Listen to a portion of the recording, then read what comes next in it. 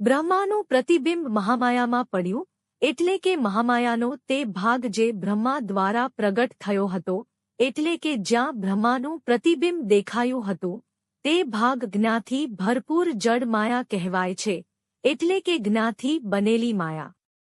જે ભાગમાં પ્રતિબિંબ ન આવ્યું, એટલે કે મહામાયાનો તે ભાગ જે પ્રતિબિંબને પકડી શક્યો નહીં, તેને અજ્ઞાથી ભરપૂર જડ માયા અને અજ્ઞાથી બનેલી માયા કહેવાય છે. આ રીતે મહામાયાને બે સ્વરૂપો મળ્યા. પ્રગટ સ્વરૂપને યોગમાયા કહેવામાં આવે છે અને તે સમગ્ર જીવંત વિશ્વને ટકાવી રાખે છે અને સમગ્ર નિર્જીવ વિશ્વની રચનાનું સાધન પણ છે. મહામાયામાં પ્રગટ થયેલા બ્રહ્માનું પ્રતિબિંબ ઈશ્વર અને પરમાત્મા અને નારાયણ અને મહાવિષ્ણુ કહેવાય છે.